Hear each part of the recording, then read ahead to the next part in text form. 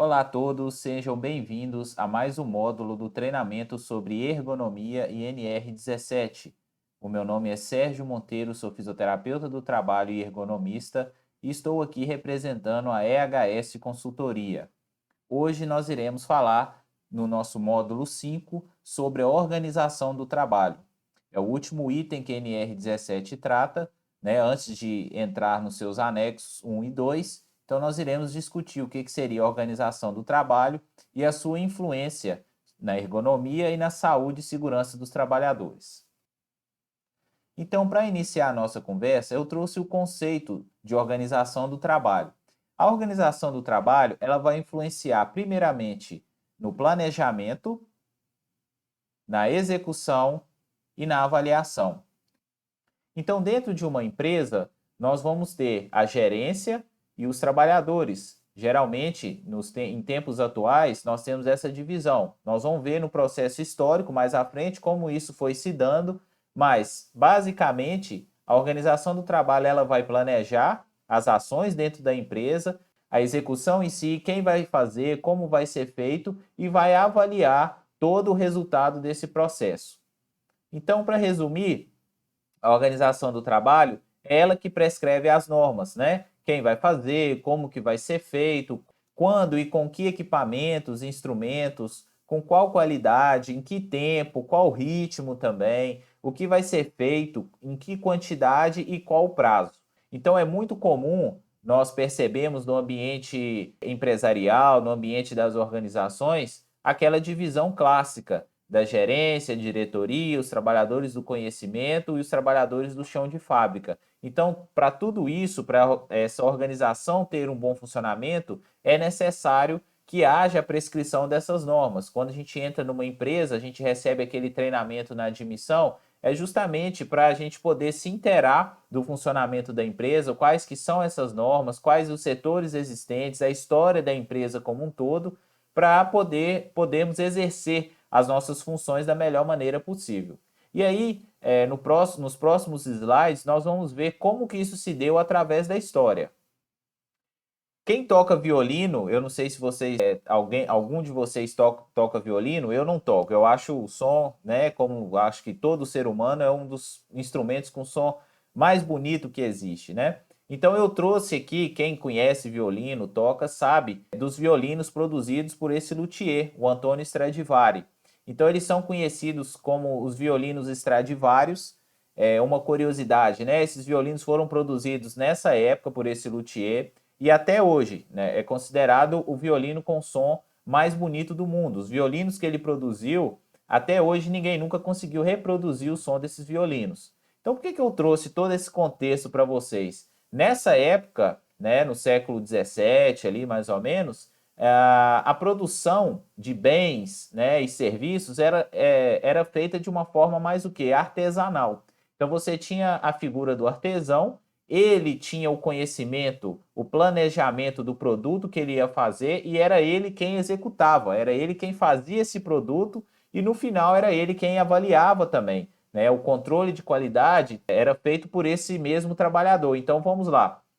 A concepção, o projeto, a execução e a avaliação, todas eram feitas pelo mesmo trabalhador, por aquele artesão. Então eu trouxe a figura do luthier Antônio Stradivari para exemplificar isso. E aí, quando a gente chega no século XVIII, na Revolução Industrial, nós temos a mesma atividade, que é a produção de violinos, porém feita de uma forma diferente. Então, o que mudou nesse sentido? Né? Por que houve essa necessidade de mudar essa forma de organização do trabalho, né, que é aquele trabalho mais artesanal, para um trabalho mais industrializado?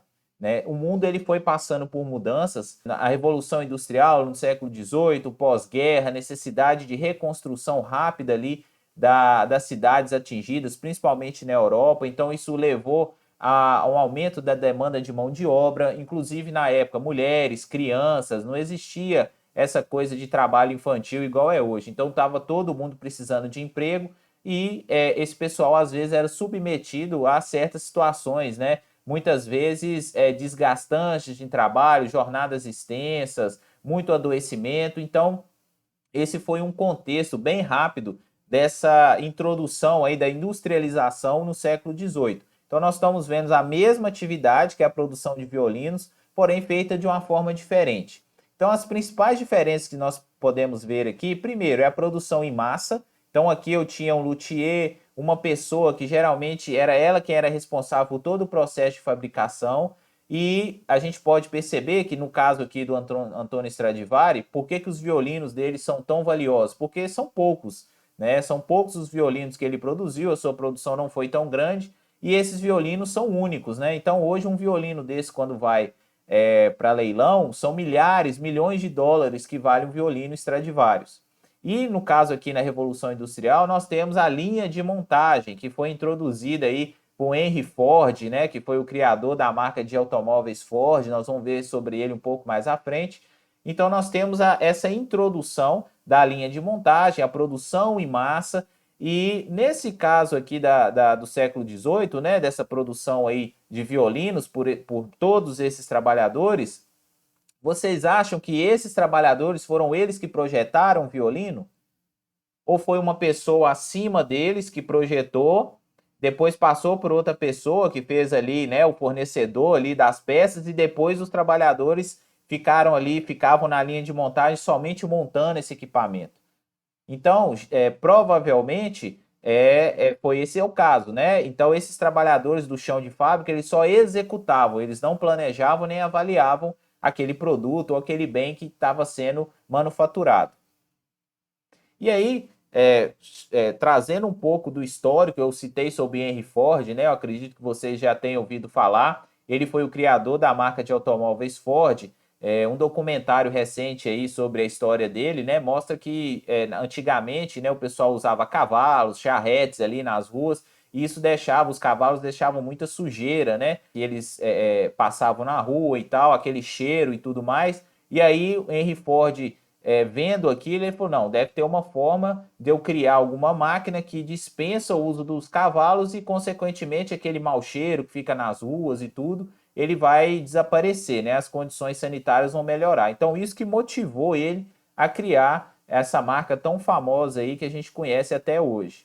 Mas aí ele também contribuiu para uma coisa muito importante que até hoje algumas empresas adotam, a gente está acostumado a ver, inclusive, a empresa de você pode ter esse sistema, né? Que é o sistema da linha de montagem, né? Antigamente, os trabalhadores, como eu disse, eles eram mais artesãos, eles trabalhavam mais sozinhos ali, eles tinham conhecimento, às vezes, por experiência, eles não tinham um treinamento, uma qualificação. Eles aprendiam ali no dia a dia, com alguém da família, algum conhecido, eles não tinham alguém que os treinava.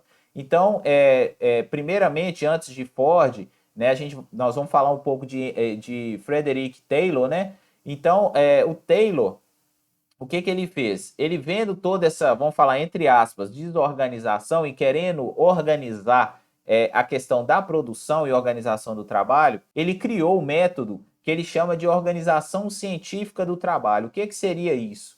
É um tipo de organização onde ele utiliza de forma mais efetiva os recursos daquela empresa. Há um treinamento com os trabalhadores, né? Ele cita aí, né, essa expressão one best way, ou seja, uma forma melhor de se fazer aquele produto, aquela manufatura. Então existia, por exemplo, eu vou construir uma roda de um carro. Então existe uma maneira correta de ser feito, as etapas corretas, uma atrás da outra, né, sem tempos para desvio nem nada. Então o trabalhador ele era treinado, cada trabalhador tinha uma função ali bem, a gente fala assim, né, um empobrecimento dessas funções, porque às vezes um trabalhador ficava literalmente só apertando parafuso a jornada de trabalho inteira. Nós vamos ver sobre isso aí num vídeo da linha de montagem do modelo T, né, do Henry Ford. Então as tarefas eram simples e repetitivas, né? Nós temos a rigidez do trabalho, a produção em massa, então não havia espaço para flexibilização de nada. No caso, era aquele produto, aquela maneira correta de se fazer aquele produto, e era aquilo ali, né? E aí Henry Ford veio depois, introduziu a linha de montagem, né? Para poder fabricar os seus carros, os seus veículos de uma forma mais eficiente. Ele se usou também dos conceitos da organização científica do trabalho propostos pelo Taylor. E isso trouxe o quê? A produção em massa de bens padronizados. Então, antigamente, pelo artesanato, se produzia um carro, mas era muito, primeiro, demorado, né? E não era em grande quantidade. Então, com esses dois, né? Com a industrialização da época também, né? A forte industrialização da Revolução Industrial, a gente tem a introdução dessa organização científica do trabalho e a introdução da linha de montagem, que foi por Henry Ford. Então, o Ford, essa frase dele é bem conhecida, né? E ela resume todo, né, o pensamento dele. Ele fala o seguinte: que o pensar é o trabalho mais difícil que existe. E esta é provavelmente a razão por que tão poucos se dedicam a ele. Então, por que eu trouxe essa frase? Porque justamente quando a gente tem tarefas simples e repetitivas, racionalização do trabalho, né, a divisão vertical do trabalho, ou seja, o trabalhador ele não tem o controle ali sobre a concepção daquele produto nem nada, ele está ali só para executar. Eu preciso da sua força física, do seu conhecimento, eu preciso que você só aperta um parafuso para mim a sua jornada inteira. Agora, o que vai sair aí desse apertar de parafuso seu, você não precisa saber. Eu preciso só dessa tarefa aqui que você faz. Então, isso é uma forma de empobrecimento do trabalho, né? De certa forma, o trabalhador ele não está totalmente inserido ali no contexto da empresa. Então, isso foi um dos motivos que essa organização, né, proposta aí pelos dois, ela com o tempo ela foi caindo um pouco, né? A gente ainda encontra hoje, nós vamos ver alguns elementos aí que são bem semelhantes, ainda hoje no nosso processo aí de trabalho, porém isso com o tempo foi gerando prejuízos, tá? Principalmente porque o mundo ele foi mudando, a necessidade de flexibilização, de atender o cliente de uma forma mais específica. Então, essa linha de montagem rígida, essas tarefas rígidas, essa produção em massa de um produto específico, ela foi caindo um pouco em desuso, né? Então, nessa época do Ford mesmo, era produzido o modelo T, nós vamos ver o vídeo agora, se não me engano, né, sobre a produção desse modelo. E outra frase emblemática dele era o seguinte: você pode pedir o carro, né, o Ford modelo T de qualquer cor, desde que seja preto. Então, para vocês verem como que isso era padronizado, era rígido, a produção era muito controlada. Então, aqui o vídeo que eu citei para vocês, eu vou dar um play aqui no vídeo e aí eu vou narrando aqui algumas partes interessantes. Percebam como que o trabalhador ele era reduzido as suas tarefas a tarefas bem simples e repetitivas. Não exigia uma qualificação adicional, né? Para você apertar um parafuso, né? Eu já falei isso várias vezes. Uma jornada de trabalho não precisa de você fazer um curso, um treinamento, né? Ou seja, ter uma qualificação muito grande. Então, esse era um dos prejuízos aí, né?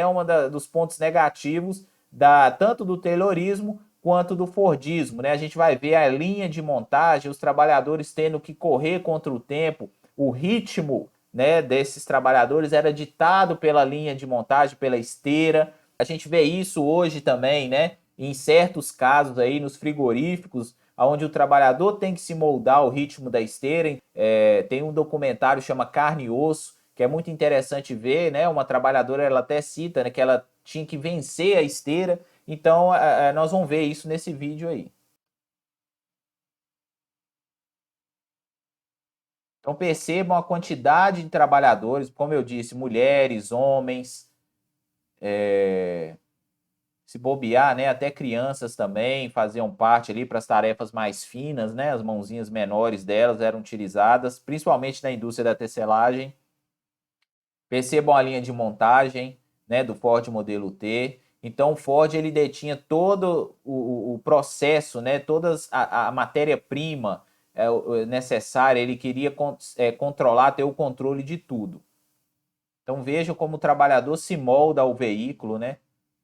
Hoje, um inspetor de qualidade aí, olhando, olha esse trabalhador apertando o parafuso, esse do meio. Literalmente, né? Imagina uma jornada inteira apertando parafusos, né? Então é a construção da cabine, os radiadores, né? As peças. Hoje é muito comum as montadoras terem os fornecedores das peças, elas já vêm prontas, né? O trabalhador, ele, por isso que chama montadora. Nesse caso, eles construíam o carro mesmo, todos as suas peças, tudo numa mesma fábrica. Olha o movimento repetitivo, né? Tá certo que o vídeo ele é um pouco acelerado na época, mas percebam as tarefas simples e repetitivas. Uma curiosidade, né? Aqui no Brasil existia uma cidade chamada Fordlândia, aonde para extrair, né, ter a borracha dos pneus ali dos carros, Henry Ford comprou, né? Ele adquiriu montou essa cidade para extração das seringueiras ali, né? Para fabricação da borracha. Então ele queria ter todos os métodos ali, os bens, as matérias-primas ali à sua disposição. Aí a montagem do motor, né, no chassi, olha a quantidade de trabalhadores e no final, né, dessa linha de montagem, aí o carro, né, tomando forma, no final dessa linha de montagem, aí a gente vê um dispositivo até ergonômico, né, um carrinho ali, mas bem rudimentar. No final dessa linha de montagem, o carro saía literalmente rodando. Vocês vão ver aí.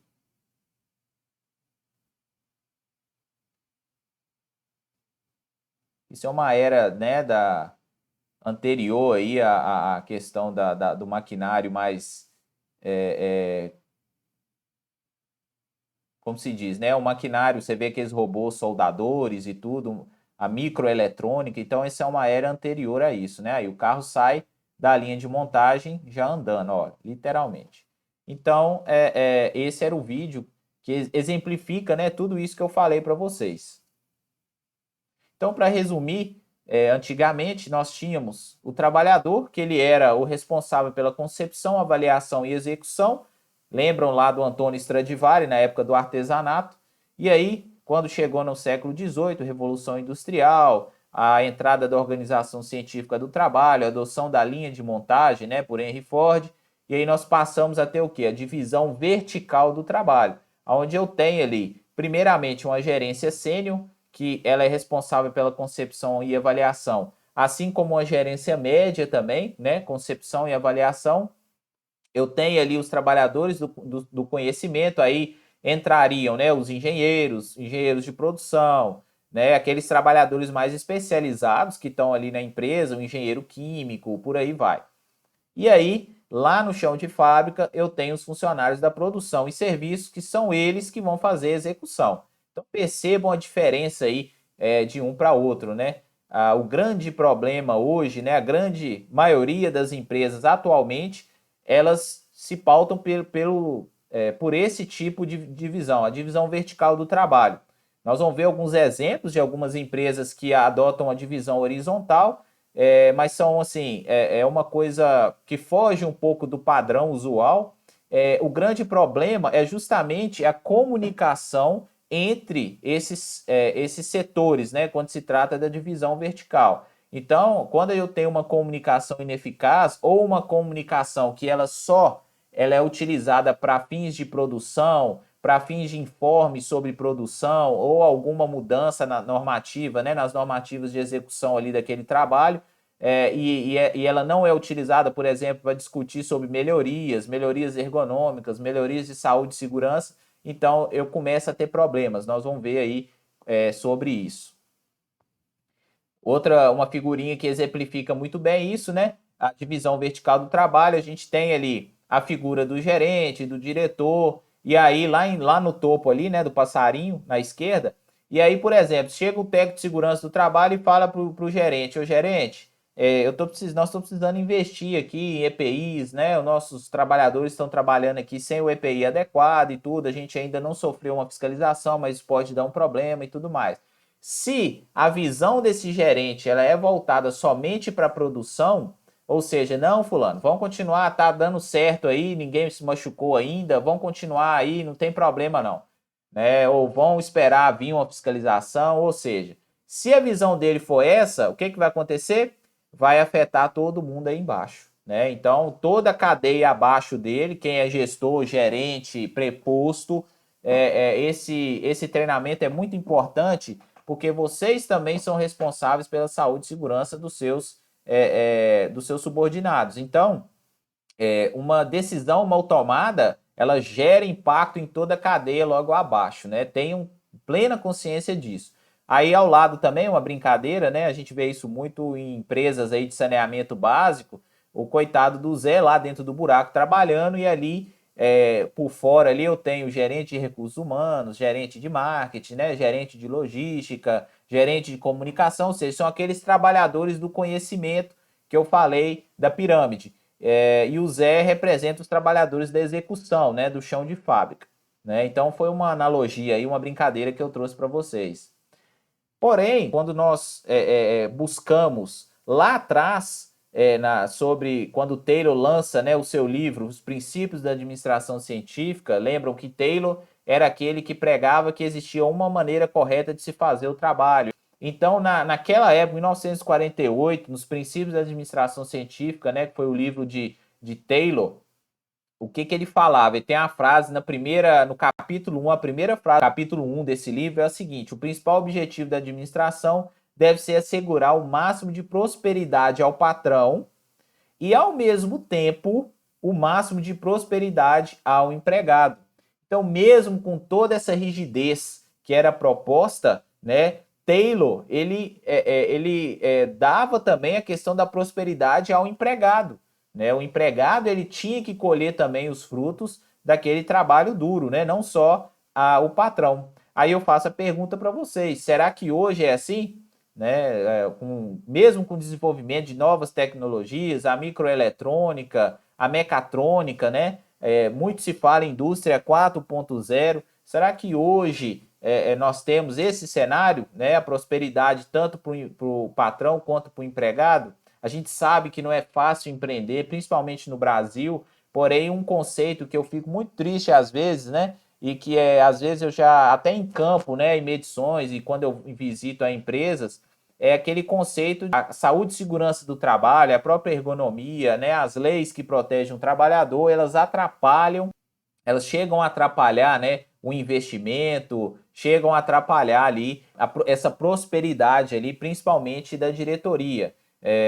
Nós sabemos, né, o Brasil principalmente é um país que tem uma carga tributária muito alta, porém a gente não pode simplesmente jogar a culpa disso, né, dessa dificuldade de se empreender, dessa burocracia, simplesmente jogar a culpa no trabalhador, que na verdade ele está ali, a sua mão de obra ela é necessária, sempre aquela tríade, né, processo, produto e pessoas. Então a gente não pode simplesmente pegar as pessoas e falar a culpa de tudo aí, dessa dificuldade, é do trabalhador. Eu falo que é uma guerra fria, né? Me parece que é uma guerra fria entre o patrão e o empregado. Então a gente tem que tirar um pouco essa ideia. Na verdade, o interessante é uma relação mutuamente benéfica, onde nós temos ali os resultados, né, são alcançados devido a uma qualidade nesse trabalho, condições de qualidade ali, condições ergonômicas, condições de saúde e segurança básicas ali. Esse trabalhador vai trabalhar satisfeito, com conforto, ele vai entregar o seu trabalho da melhor qualidade, consequentemente a empresa vai ter resultados. Então é isso que a gente busca. E não somente culpar, às vezes, o trabalhador, né, por ele ser, às vezes, a culpa, né, a carga que ele traz ali de leis e normas que o protegem, isso é a culpa de, às vezes, eu não conseguir empreender de uma forma correta no Brasil. Essa outra charge que eu trouxe aqui também, né, que vai falar ali, vai citar ali, né, principalmente fazendo analogia à linha de montagem proposta por Ford, que é o seguinte: vou me aposentar amanhã e sabe o que vou fazer? Eu vou andar até o fim dessa linha de montagem e descobrir o que estou fazendo há 30 anos. Então isso ilustra a questão das tarefas simples, né? Aquele filme Tempos Modernos do Charlie Chaplin também ilustra muito bem isso. Então, até hoje, nós temos trabalhadores que eles não estão englobados ali, eles se sentem, na verdade, eles sentem que não fazem parte ali da empresa como um todo. Ao contrário que a gente tem empresas, por exemplo, agências bancárias, empresas governamentais, por exemplo, a Embraer, né? A gente tem empresas que o trabalhador literalmente ele veste a camisa da empresa, quando ele aposenta, ele faz questão de falar: eu sou aposentado da empresa tal, trabalhei na empresa tal tantos anos, né? Quando tem as festas dos aposentados, ele faz questão de ir, né? A gente tem até alguns casos aí de adoecimento mental, justamente porque o trabalhador ele se viu ali cortado aquele vínculo, né? De uma maneira abrupta ali, mesmo ele, né, aposentando por tempo de serviço, enfim.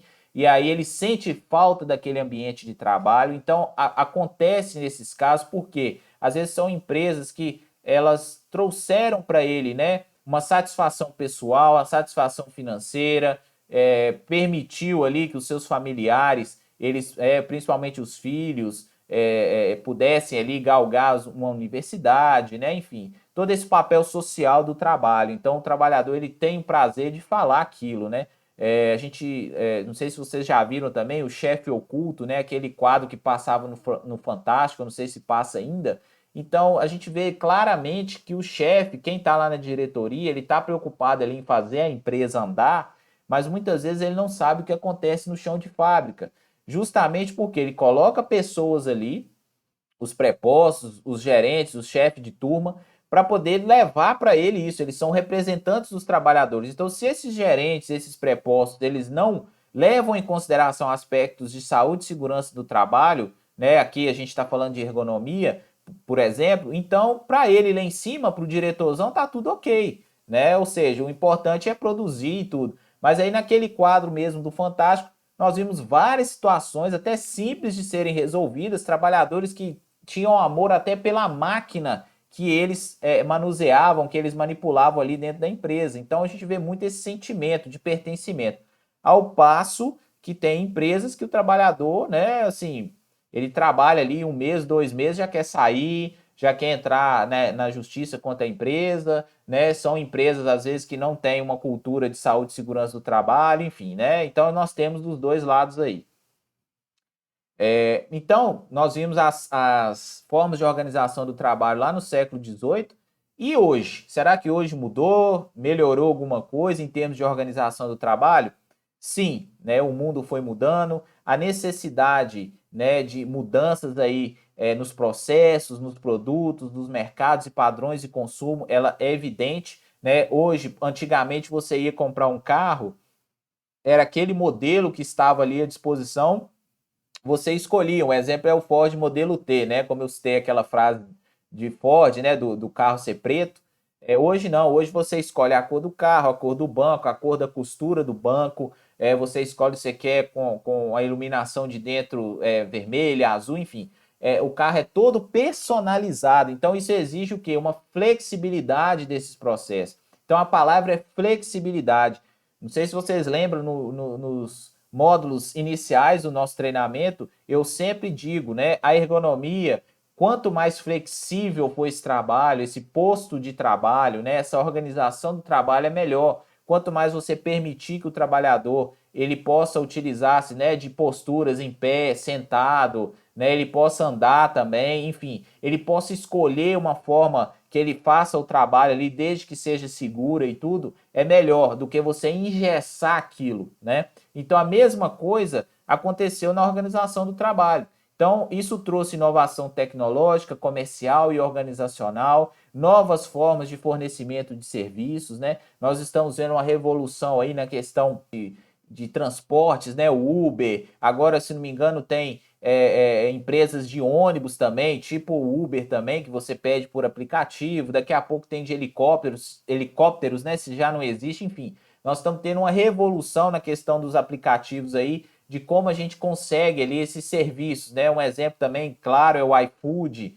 Então, é isso que trouxe. Então, isso, aquela organização do trabalho rígida de antigamente, ela não se encaixa muito no mundo atual. Então, isso gerou a necessidade de se mudar, de mudanças. Então, nós temos esse dilema, né? Produtividade com flexibilidade e padronização com personalização. A própria Ferrari, né? Quem vai comprar uma Ferrari hoje, você é apresentado um catálogo, né, dessa grossura que você escolhe ali várias coisas do seu carro.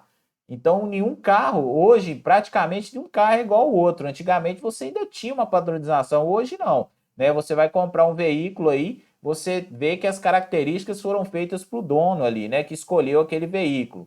E é claro, uma indústria flexível, ela não vai produzir em larga escala igual uma indústria mais rígida, né? A padronização, como eu disse, né, o exemplo do carro aqui, da Ferrari. Então, isso tudo gerou essa necessidade de mudança. Então, em se tratando de trabalhador, essas empresas, atualmente, um trabalhador polivalente, ele é muito mais necessário do que aquele trabalhador que só faz uma atividade só, né, uma tarefa só, ele não se integra dentro da produção, como era o caso antigamente lá daquele senhorzinho que vocês viram no vídeo apertando só o parafuso a jornada inteira. Então esse trabalhador ele tem que pensar, ele tem que resolver problemas, ele tem que se integrar com equipes, né, de diferentes setores. Então esse é o trabalhador que atualmente é necessário. Algumas empresas já adotam sistemas modernos aí de organização do trabalho. A gente pode citar os grupos enriquecidos, semi-autônomos e o just-in-time, também conhecido como Lean Manufacturing, né? Que é justamente aquele sistema de produção enxuta, ou seja, sem estoque, que a Toyota adota, né? A gente chama de toyotismo também. Então, a Volvo, ela também adota a questão dos grupos enriquecidos, semi-autônomos, né? E começou com um estudo lá em uma planta de Kalmar, na Suécia, a Scania também. Então, são empresas que investiram na mudança dessa forma de organizar o trabalho e isso tem gerado aí resultados positivos. E aí, pessoal, trazendo um pouco para a nossa realidade, eu tenho certeza que vocês já ouviram falar do POP, que é o Procedimento Operacional Padrão. E aí, isso é atual, né? A gente sabe que quando começou a se falar de POP, não tem muito tempo.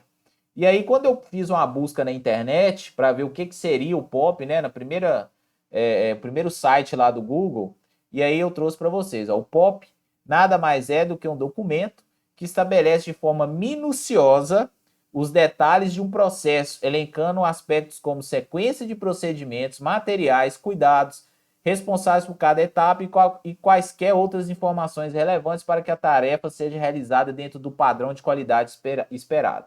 Então, isso lembra alguma coisa que nós já falamos aqui?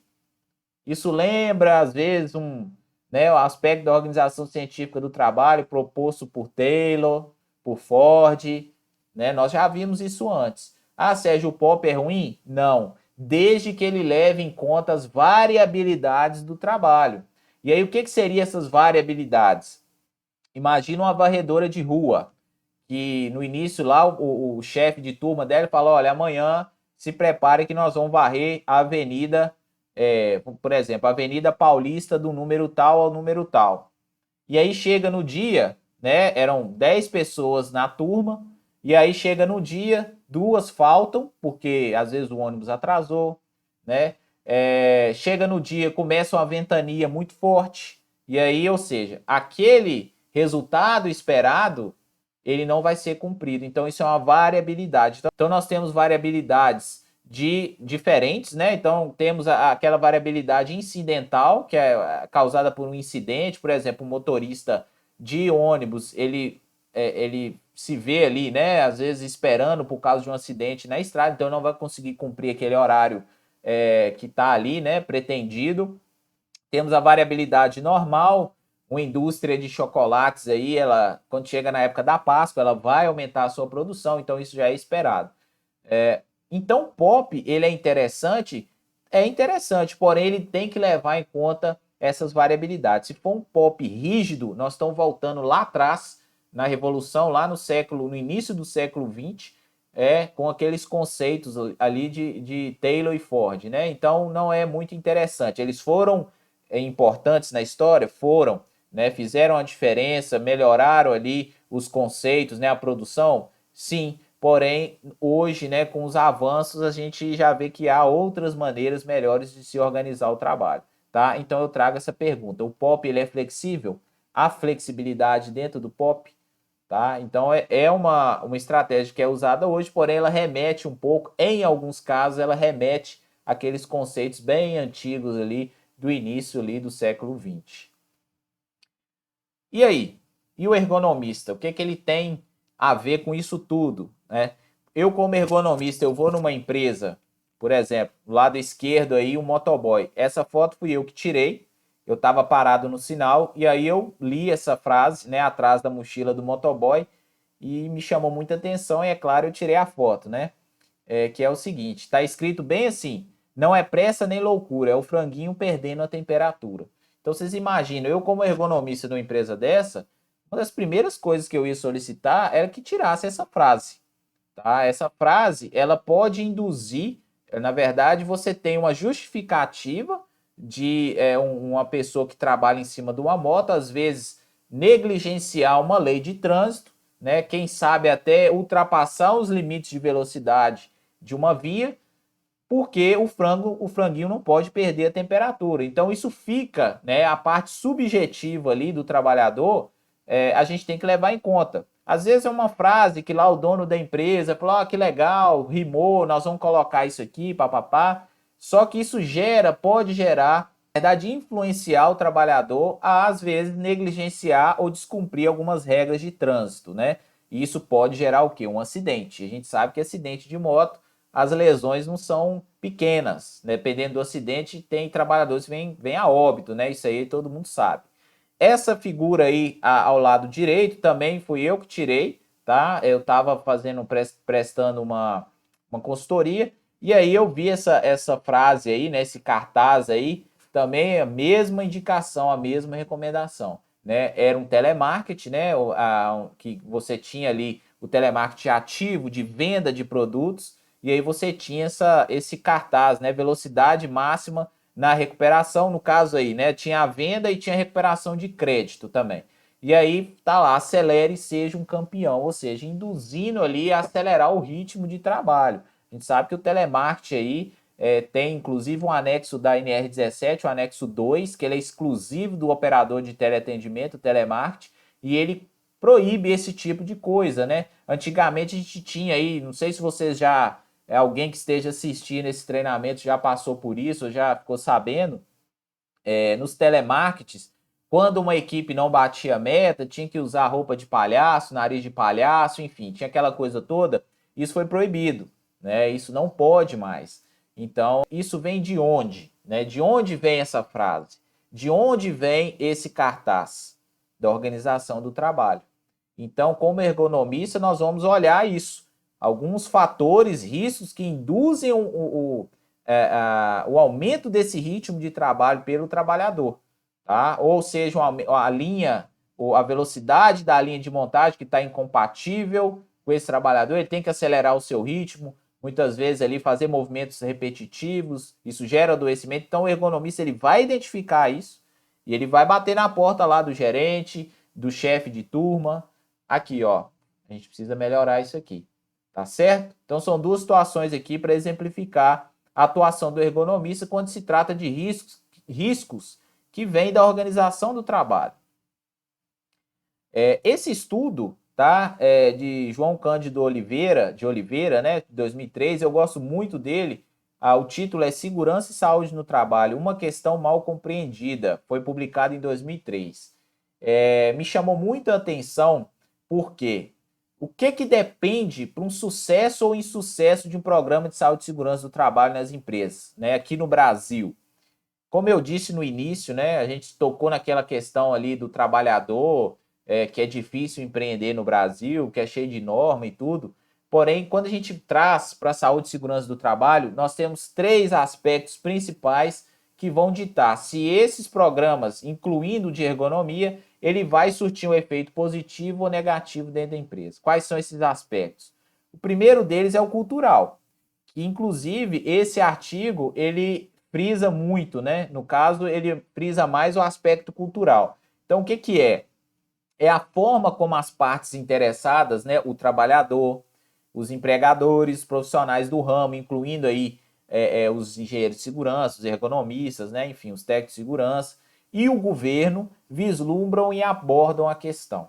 Então, esse aspecto cultural eu deixei de vermelho porque ele é o mais importante. Então, quando eu tenho um governo que ele se preocupa mais com normas de saúde e segurança do trabalho, ao contrário, com o governo que ele se preocupa menos, então o empresariado ele vai seguir ali o que o governo está propondo, né? Então, se eu tenho uma cultura que às vezes fala que excesso de normas é prejudicial por causa do emprego, naturalmente, né, o empresariado, né, os empregadores, eles vão seguir por esse lado.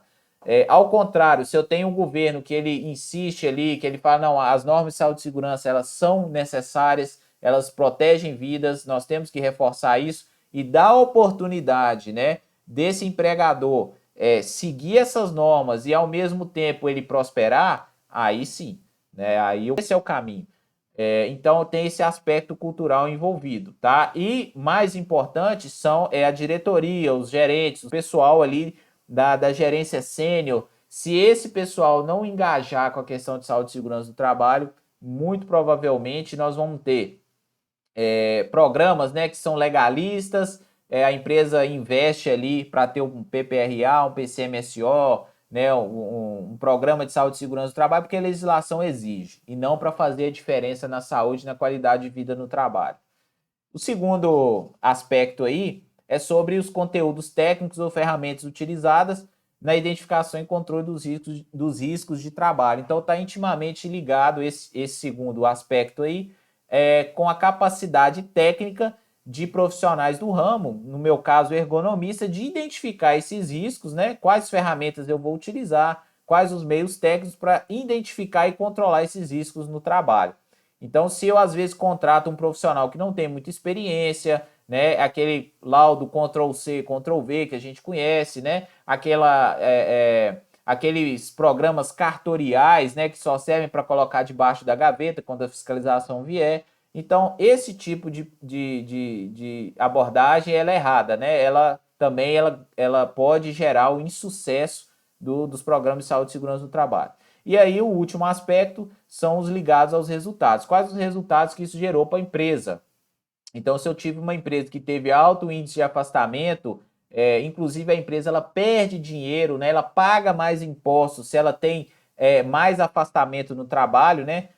A empresa paga, né, um imposto ali sobre a sua folha de pagamento, né, que é o seguro de acidente de trabalho. Em cima desse seguro de acidente de trabalho, nós temos um multiplicador, que é o FAP, né, o fator acidentário previdenciário. Então, se eu tenho muitos acidentes de trabalho, afastamentos, a empresa acaba pagando, em alguns casos, até o dobro de imposto. Então, se eu tenho programas, né, que eles geram resultados positivos, a empresa também ela deixa de pagar, pode pagar até a metade do imposto. Não sei se vocês sabiam, tá? Dentro dos aspectos culturais, chamando atenção aqui para a organização do trabalho e principalmente para a diretoria, nós temos prepostos de gerentes que priorizam a produção e finalidade do negócio e não se consideram ou não foram considerados pelo empregador como responsáveis direto pela promoção em saúde e segurança no trabalho. É aquela história, né? O meu coordenador, o meu chefe de equipe, ele não se considera como responsável também pela minha saúde e minha segurança, né? Para ele, a visão dele é só de produção, tá? Eu estou ali para produzir para ele e gerar resultado. Agora, como eu estou fazendo esse trabalho para produzir para ele, não importa, tá? Desde que não aconteça nada e tudo, se tiver ali, às vezes, negligenciando uma regrinha ou outra, mas tá saindo, né, o produto, tá saindo ali o que a empresa produz, o serviço, tá tudo ok. Então, isso é um erro, tá? Como eu disse, vocês, prepostos, gerentes, chefes de turma, diretores, vocês também são responsáveis pela saúde e segurança, principalmente em representar os trabalhadores nesses anseios, nesse diálogo, ok? Prepostos de gerentes que acreditam que esta responsabilidade, né, da saúde e segurança recai sobre o SESMIT, né, que é o Serviço Especializado de Saúde e Medicina do Trabalho, a CIPA, né, a Comissão Interna de Prevenção de Acidentes, e os terceirizados em saúde e segurança do trabalho. É aquela história, olha, eu fecho um contrato com a empresa de saúde e segurança do trabalho, e aí ela que é responsável ali, né? Os meus gerentes, os meus prepostos, eles vão estar voltados ali para a produção. A parte de saúde e segurança do trabalho fica por conta do terceirizado, e é isso. Então, na verdade, gente, isso aí é errado, né? Isso aí a gente tem que mudar essa visão, tá? Os gerentes, os coordenadores, eles têm que se integrar na questão de saúde e segurança do trabalho. A gente vê isso muito em empresas que elas adotam um sistema de acreditação de qualidade, né? A gente vê as ISOs de qualidade aí, e nós temos ISOs de gestão em saúde e segurança do trabalho. Então, essas empresas, elas naturalmente, elas investem ali e todo mundo dentro do processo é integrado, tá? Não é só produção. Então, como isso é produzido, se é produzido de uma forma segura, de uma forma ergonômica, isso os gerentes, todo mundo tem que estar por dentro. A falta de conhecimento de saúde e segurança do trabalho por parte dos gestores. Então, essa falta de conhecimento às vezes leva esse pensamento de que ele não é responsável, que é o trabalhador que tem um conhecimento, é o terceirizado ali que a empresa contratou, que é o responsável. Então, isso aí também a gente tem que mudar. Tanto é que nós estamos fazendo esse treinamento aqui hoje, é justamente para a gente adquirir conhecimento, tá? Em se tratando de ergonomia. A falta de apoio da hierarquia superior, né? Então, também, por exemplo, nós falamos daquela figurinha ali dos passarinhos, né? Então, imagina um chefe de turma, ele chega lá para o diretor da empresa e falou: diretor, nós estamos precisando mudar aquela máquina, está gerando muito movimento repetitivo, ou comprar um EPI, um EPC, e o diretor ele só adia. Falou: não, não precisa, nós não temos planos, não é viável, ou então nós vamos investir na produção e não nisso, enquanto está funcionando aí, está tranquilo, não está dando acidente, pode tocar o barco. Aí acontece o acidente, acontece o sinistro, né? Acontece o afastamento, e aí? A culpa é de quem, né? Então é mais uma questão cultural aí que o João Cândido de Oliveira ele traz. E por último, né, a manutenção de riscos que não atrapalham a produção. Como eu disse, né, se o risco está ali, ele está acontecendo, mas não está atrapalhando a produção, que é o importante, vão manter. Continua aí fazendo desse jeito aí mesmo, entendeu?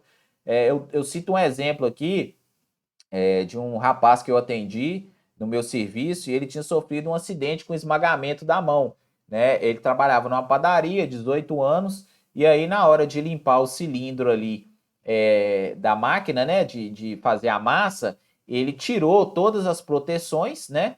E aí ligou, deixou esse cilindro ligado e parou com um pano assim, né, para poder ir limpando esse cilindro, que era mais rápido fazer dessa forma. O que que aconteceu? Esse pano foi puxado e puxou junto a mão dele que estava. E aí ele teve esmagamento aqui dos dedos, teve múltiplas fraturas, né? A sorte dele foi que ele não perdeu os dedos. Imagina, um menino de 18 anos, né? Imagina o impacto físico e mental nessa pessoa. E aí nós perguntamos ali ao coordenador, a pessoa responsável pelo setor, e ele disse que isso era uma prática comum, né? Todo mundo via acontecendo no final do expediente, todo mundo querendo ir embora, e aí era assim que era feito, uma máquina toda protegida, né? Toda ali de acordo com o NR12, e aí mesmo assim a pessoa tira toda aquela proteção para poder limpar de uma forma mais rápida. Quem ensinou a ele a fazer isso? Né? Quem o treinou e deu essa dica para ele poder limpar a máquina dessa forma? Será que foi ele mesmo? Né? Outro erro também muito comum é os esforços, né, os treinamentos somente ali para o trabalhador. É importante, está na legislação que esse trabalhador tem que ser treinado de várias formas, inclusive de ergonomia, NR12, trabalho em altura, enfim, vários tipos de treinamentos. Porém, a organização do trabalho, a gerência, os diretores, os coordenadores de turma, eles também têm que ser treinados. Porque aí evita, tira aquela questão da falta de conhecimento de saúde e segurança do trabalho. Tá joia? A gente não tem que focar só no trabalhador, tem que focar também no chefe de turma. Nesses treinamentos que a gente costuma dar nas empresas, é muito raro, tá? São poucos os treinamentos onde você tem a presença de um chefe de turma, de um coordenador, assistindo junto com os trabalhadores. Então, eu espero que nesse treinamento algum coordenador, chefe de turma esteja assistindo e eu espero que vocês tenham absorvido, né, algum conhecimento, principalmente se tratando de ergonomia e na prevenção, né, desses agravos aí relacionados com essa disciplina. Desculpa, ainda tinha mais uma, né? Os conflitos entre o trabalho prescrito e o real. Como eu disse, o POP, às vezes, ele não leva em consideração a variabilidade, né? Que já está dentro do trabalho real. É uma prescrição numa situação ideal de trabalho, porém, quando há um desvio, às vezes esse POP ele não vai antever esse desvio e aí o trabalhador fica ali, o que que eu vou fazer? O que que eu vou fazer? Então tem esses conflitos, tá joia? O trabalhador ele é treinado, chega lá, ó, você tem que manusear essa máquina desse jeito, quando ele chega na máquina lá, totalmente diferente. A máquina tem um defeito, aí fizeram ali uma adaptação técnica nela para ela funcionar. Então todas aquelas regras de segurança e tudo, às vezes ele burla aquilo para poder cumprir com o objetivo, aí numa dessa vem um acidente. Tá? Essa é a diferença do trabalho prescrito por real. E agora, para a gente finalizar o nosso quinto módulo, sobre NR17, eu gostaria de uma reflexão, né? Você considera ter autonomia e flexibilidade para exercer suas tarefas? A empresa possui um canal de diálogo para questões de saúde do trabalhador de fácil acesso? Há espaço para expor situações e buscar melhorias em saúde do trabalhador? Ou somente essas reuniões, esses momentos de discussão, eles só falam a respeito da produção, né? Ou seja, o chefe de equipe ali, ele só reúne o pessoal para falar de produção, de meta diária, né, de meta semanal, mensal, anual, enfim. Então, é uma reflexão que eu faço para vocês. Lembrem lá da divisão vertical do trabalho, onde a gente começou a ter essa compartibilização, né, de vários setores ali dentro de uma empresa, e às vezes esses setores não conversam entre si. Então a gente tem que estabelecer esse diálogo. Hoje a comunicação está tão eficaz, né?